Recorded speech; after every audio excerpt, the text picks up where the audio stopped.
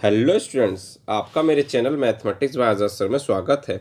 और आपने अभी तक मेरे चैनल को सब्सक्राइब नहीं किया है तो चैनल को सब्सक्राइब कर लें, बेल आइकन को प्रेस कर लें।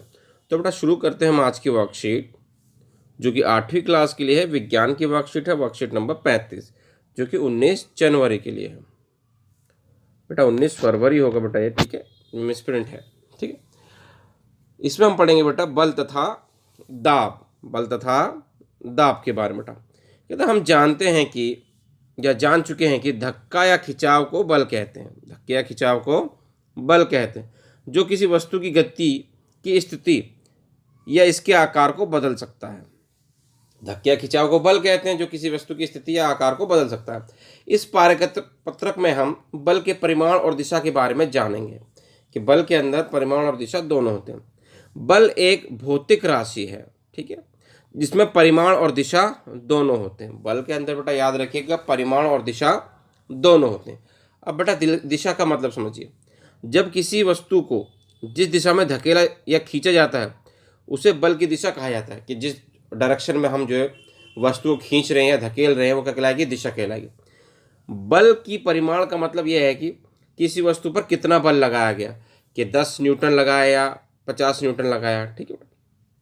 अब कहता है एक बल की प्रबलता आमतौर पर इसकी परिमाण द्वारा मापी जाती है। कि बल कितना प्रबल है, इसकी प्रबलता किसके द्वारा नापी जाती है बेटा? प्रबलता इसके परिमाण के द्वारा, कि जितने भी न्यूटन होगा उतना ही ज़्यादा बल है। कहते हैं बल की इकाई न्यूटन है। बल का ऐसा ही मात्रा क्या है जी?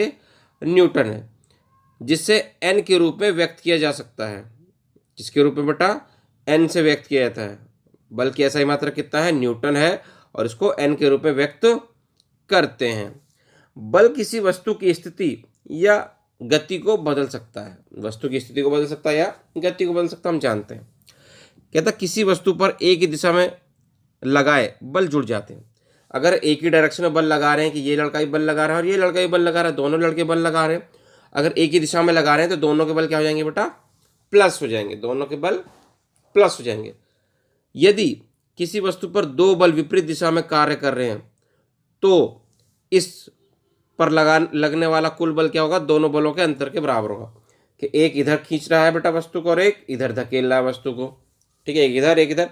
डायरेक्शन क्या है? दोनों की अपोजिट है, विपरीत डायरेक्शन है, तो इनका जो कुल बल होगा वो क्या हो जाएगा? अंतर कर देंगे इसका, ठीक है। कुल बल कैसे निकलेगा? इन दोनों के बलों का अंतर। कि मान लो ये 5 न्यूटन बल लगा रहा है, ये 3 न्यूटन बल लगा रहा है, तो कुल बल कितना होगा? 2 न्यूटन होगा बेटे, ठीक है।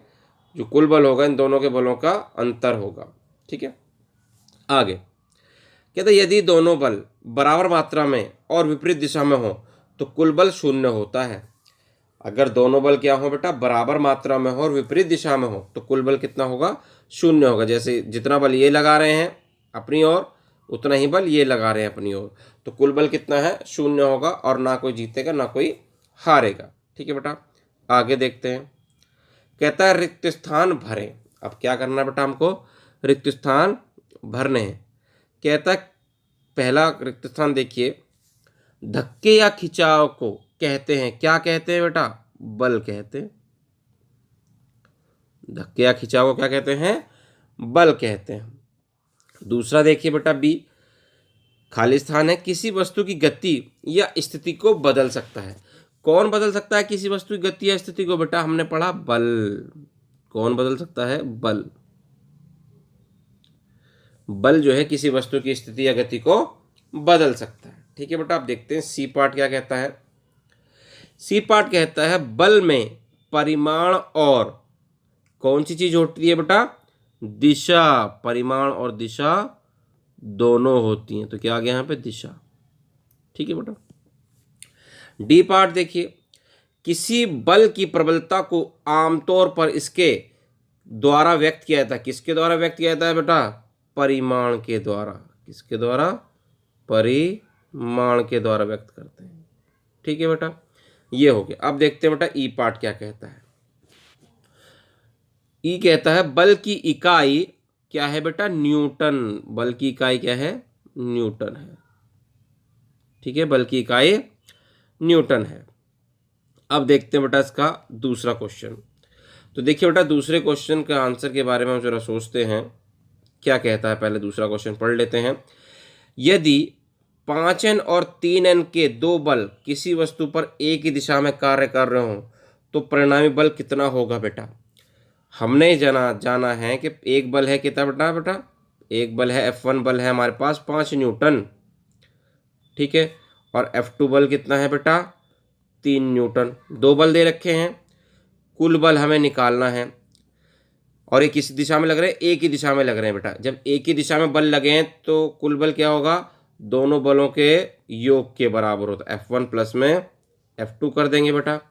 F1 है आपके पास 5 न्यूटन और F2 है आपके पास 3 न्यूटन। कितना बेटा, F1 है आपके पास 5 न्यूटन और F2 है आपके पास 3 न्यूटन, तो कितना हो गया कुल 8 न्यूटन। कुल बल कितना हो गया बेटा 8 न्यूटन, ठीक है। तो यहाँ पे खाली स्थान में कितना भर देंगे हम 8 न्यूटन, ठीक है बेटा। कितना भर देंगे आप खाली स्थान में 8 न्यूटन, यहाँ भर दीजिए 8, आपका हो जाएगा ये न्यूटन, ठीक है। अब देखते हैं क्वेश्चन नंबर 3 क्या कहता है बेटा। 3 देखिए बेटा, कहता है यदि 5n और 3n के दो बल, 5n और 3n के दो बल किसी वस्तु पर विपरीत दिशा में कार्य करो, अपोजिट डायरेक्शन में बेटा, तो परिणामी बल कितना होगा।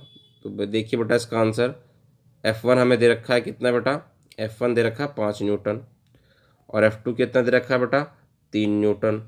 कुल बल हमें निकालना है, तो कुल बल कितना होगा बेटा F1 प्लस में F2, कितना हो गया F1 5 न्यूटन और F2 हो गया 3 न्यूटन। बेटा कुल बल निकालना है तो कुल बल कैसे निकलेगा, कुल बल निकालने के लिए हमें क्या करना पड़ेगा, इनको माइनस करना पड़ेगा। क्यों माइनस करना पड़ेगा, क्योंकि बल की दिशा कहती है बेटा विपरीत है, क्या है विपरीत है, ठीक है। तो ये हो गया आपके पास 5 न्यूटन और क्या कर देंगे माइनस का 2 न्यूटन, 5 न्यूटन माइनस 3 न्यूटन, तो कितना आ गया आपके पास 2 न्यूटन बचा, 5 में से 3n गए तो 2 न्यूटन। कुल बल हो गया आपके पास 2 न्यूटन। तो खाली स्थान में क्या लिख देंगे बेटा 2 न्यूटन, कितना लगा दोगे 2 न्यूटन बेटा, ठीक है। 2 न्यूटन इसका आंसर हो जाएगा बेटा। इस तरह से आपकी वर्कशीट पूरी होगी। उम्मीद करते हैं आपको अच्छे समझ में आ गई होगी।